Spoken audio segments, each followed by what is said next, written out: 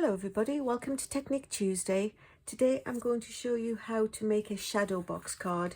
It folds flat to go in the envelope, and when you open it, it pops up to be sort of a 3D shadow box. So this is how, of course, it would look on the shelf because you were looking at it head on, but you know, 2D video doesn't work so well. But this is it. I will get started with the measurements. As always, of course, all the directions and the sizes that we'll be using will be in the description box below. So let's get started. The paper I'm using today is the Dainty flowers, and it came out of the Sale-a-bration catalogue. And this was the sheet that I saw. I've been so excited to use this, actually. I had to wait for the paper to come in. So for every $50 that you spend out of the current catalogue or the mini catalogue, you can earn this for free. So with a $50 order, you get a lovely pack of 12 by 12 designer series paper, and one of which is the ability to make this.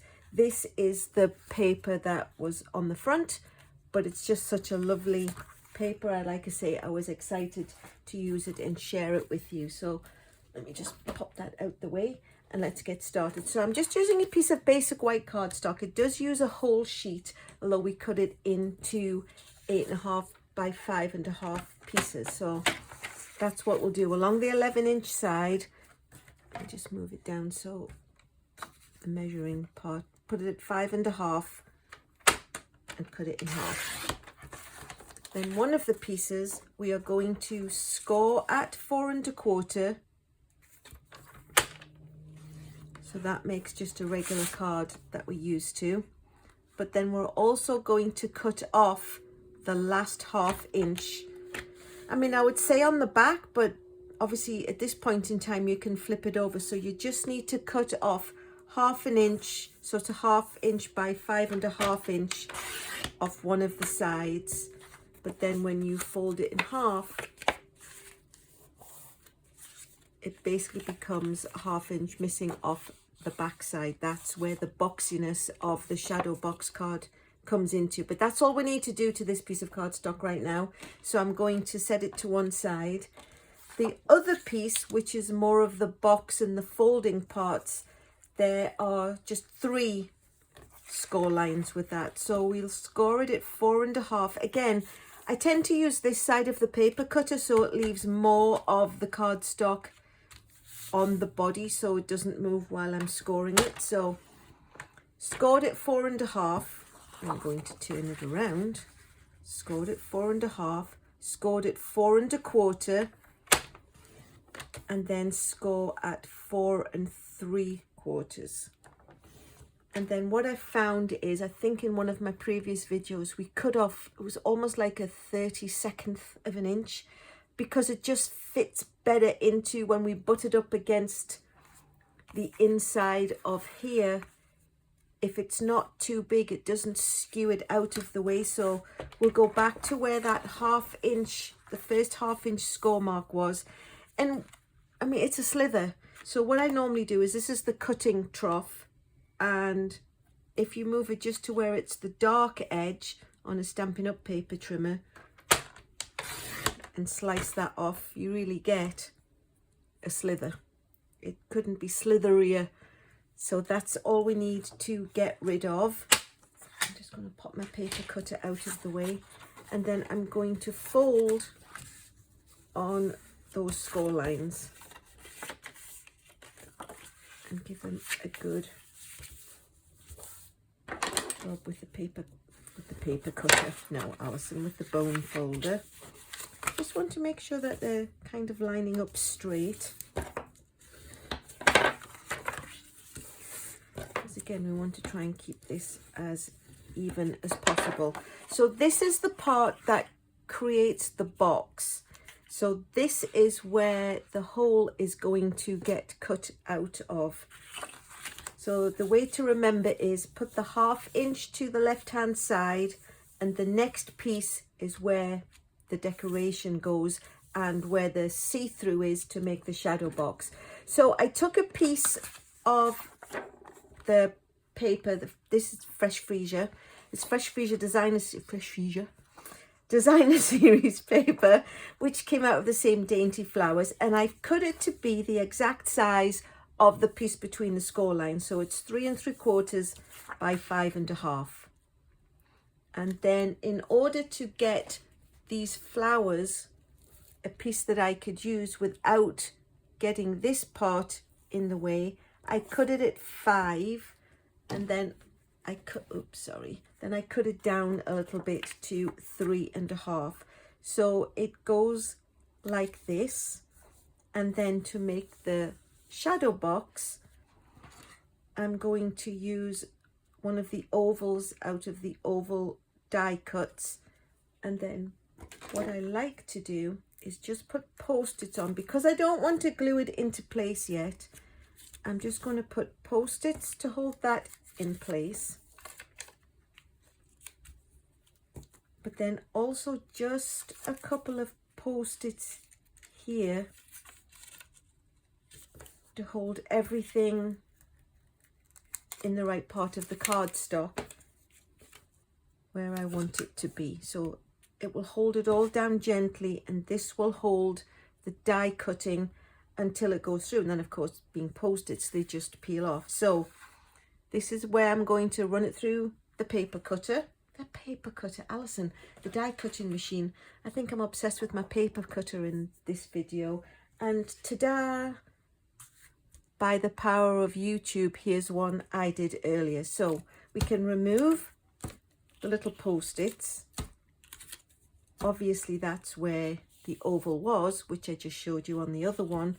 And then all these pieces, oh, I laid it onto a piece of cardstock so it didn't pop out. All these 3 pieces will come out. There's the white cardstock, there is the Freesia designer series paper, and the front of this piece of designer series paper. So what we're going to do now is we're going to attach them. And the reason I didn't do that first was because I want to be able to get under here and sort of seal the circles, the ovals down too. So we'll quickly pop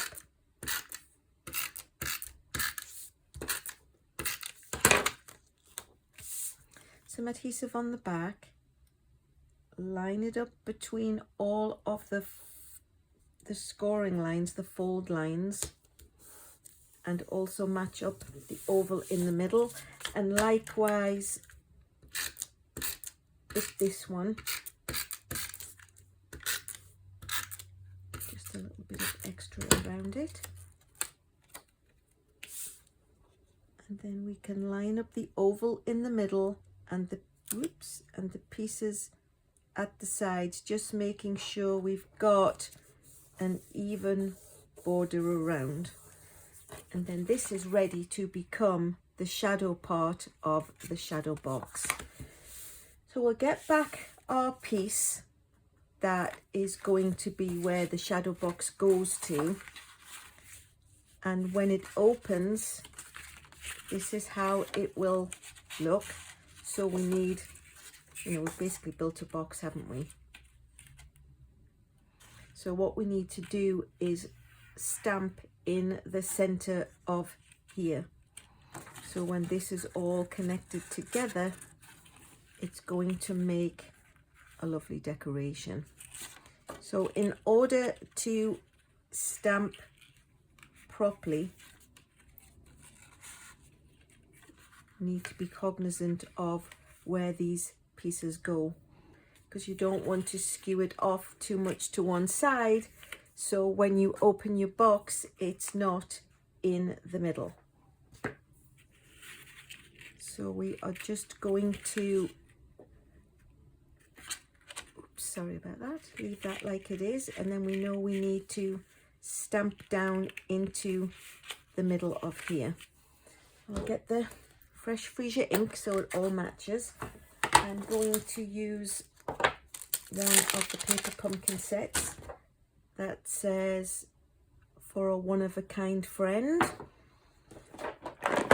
and then the other one is a really old set that says happy birthday. So now we just need to make sure that's going to be in the middle.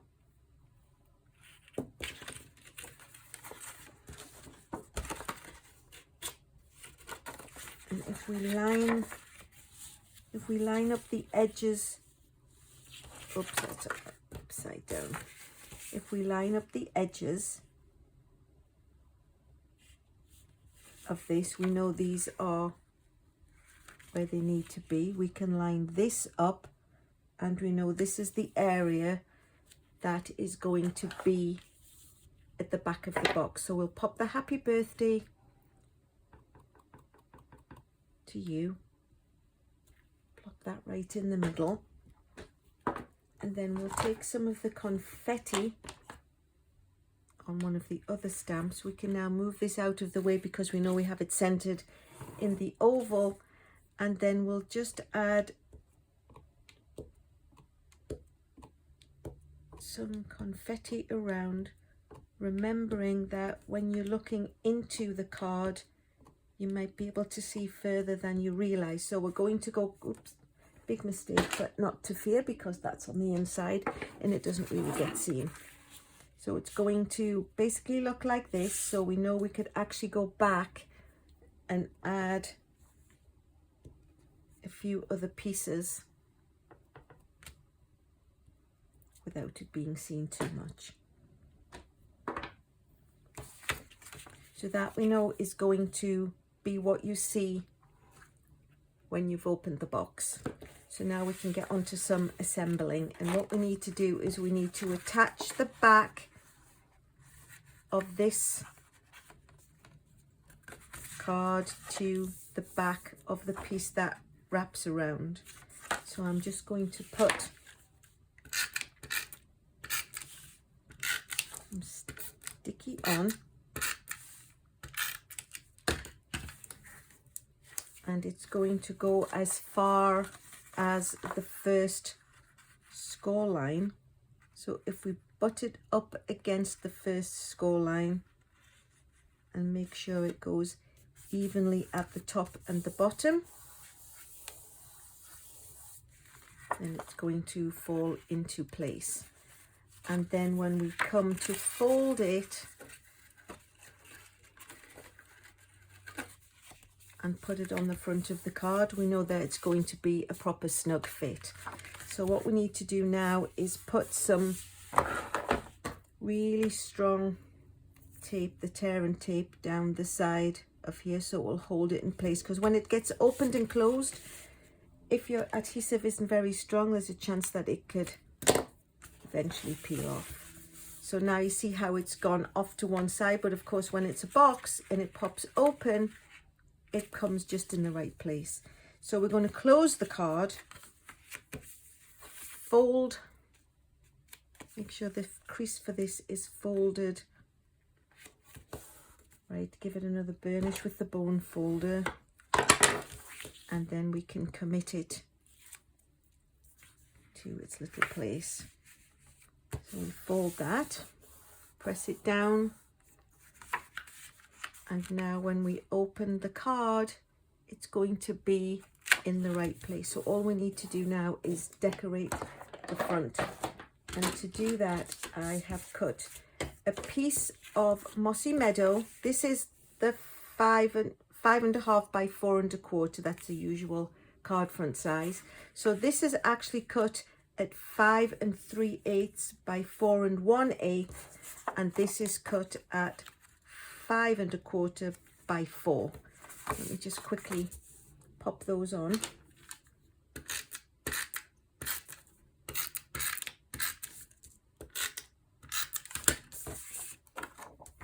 So all it's really giving is a 1/8 of an inch, which, you know, divided by 2 got a little 16th, but I just felt it gave it a nice little pop. I don't know what's wrong with my lips today, they're not cooperating. At least my fingers are working, so hooray for that. And then we will go and pop this onto the front of the card. I can actually see here that I've got a little slither that's showing. So what I can do is just take my snips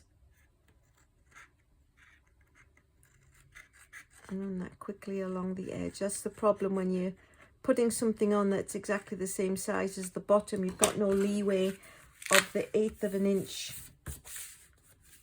or what have you. So the pieces that we popped out the basic white, the Freesia, and the piece that was the middle of the oval, this piece. So what we want to do is we want to stamp a greeting on the front, which we're going to do again with the fresh Freesia. So we'll bring it in, and the little greeting that says, "For one of a kind friend." Stamp that on.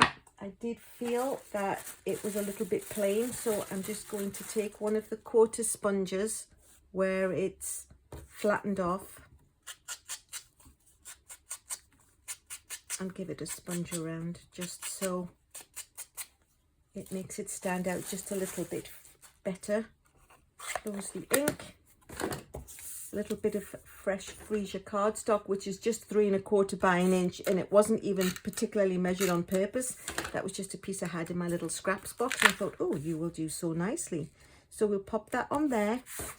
We'll just grab a couple of dimensionals and pop those on to add them to the front to give it a little bit of height. So fresh Freesia is the colour that's on the inside. Mossy Meadow picks up the green of the flowers. And there you have it, a lovely little Shadowbox card. If you like what you've seen, please subscribe. If you would like to get notifications of when I post a Technique Tuesday, although it's a bit of a clue with the name, if you ring the bell, it will let you know. The hostess code until January the 25th if you want to order anything out of the Sale-a-bration or the mini catalogue. That would help me greatly, so I do appreciate that. And last but not least, thanks so much for watching.